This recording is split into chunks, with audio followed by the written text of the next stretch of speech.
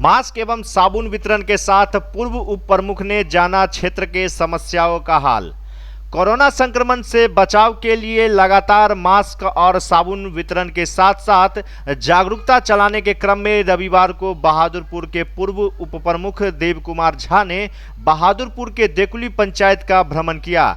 इस दौरान विभिन्न चौक चौराहों पर घूमकर लोगों के बीच मास्क साबुन का वितरण किया। साथ ही पंचायत की प्रमुख समस्याओं के विषय में स्थानीय लोगों से जानकारी भी प्राप्त की।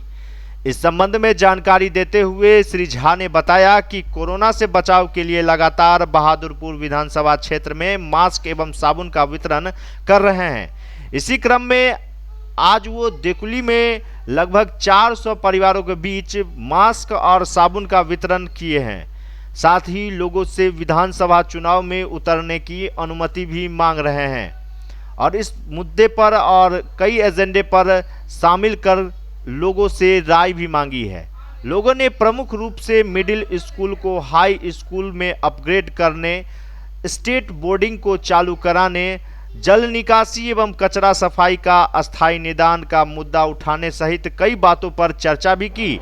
इस दौरान अधिवक्ता सुरेंद्र चौधरी, राजेश कुमार झा, अनंत मोहन झा, संतोष झा, कमल शाह, विनोद शाह, लाल बाबू शाह, चंद्रजीत मंडल, बिल्टू राम, कटोरी राम, जगदीश शाह, शोगारथ पासवान, अनिरुद्ध पासवान, राजेंद्र महतो सहित कई लोग सक्रिय भी दिखे।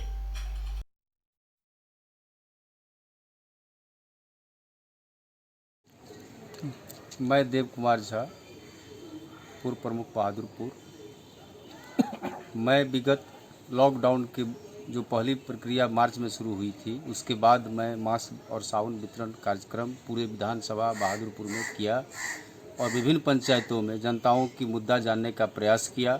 उस मुद्दाओं को हम एकजुट कर रहे हैं और अपने डायरी में मेंटेन कर रहे हैं। आज इसी दरमियान बहादुरपुर दोकली पंचायत के दोकली गांव में 400 परिवारों के बीच मास्क और साबुन वितरण किया और वहां स्थानीय लोगों से स्थानीय मुद्दा जानने का प्रयास किया, जिसमें प्रमुख रूप से 4 बातें सामने आई।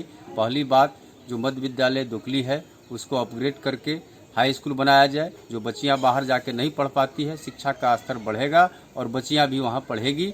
दूसरा मुद्दा आया कि स्टेट ट्यूबवेल को अच्छी तरीके से चलाया जाए, जो बंद पड़ा हुआ है, और पाइपलाइन अंडरग्राउंड करके किसानों के खेत तक पहुंचाया जाए। जल की सुविधा किसानों को मिल सके और अच्छी उपचारवारी हो सके, जिससे किसानों की रीढ़ मजबूत होगी। तीसरा मुद्दा जल जमाव का था, जिसकी बहाव के लिए कार्य किया जाए। और चौथा मुद्दा था कचरा का, जो स्वच्छता अभियान पर असर दे रहा है, जिसको सफाई किया जाए। मैं इन तमाम मुद्दों को लेकर स्थानीय प्रशासन को और सरकार को पत्र लिखूंगा और मैं कोशिश करूंगा सारे विधानसभा में विभिन्न पंचायतें जो मुद्दा आती है उस मुद्दा को एकजुट करके सरकार को पत्र लिखूं और इस पर काम करूं। विकास ही हमारा मुख्य मुद्दा होगा और जनता के सवालों पर ही मैं आगामी विधानसभा चुनाव लड़ूंगा। और जनताओं से चुनाव लड़ने की अनुमति मांगी, उन्होंने स्वेच्छा हमें अनुमति दी। इसके लिए तमाम जनता को मैं धन्यवाद देता हूँ।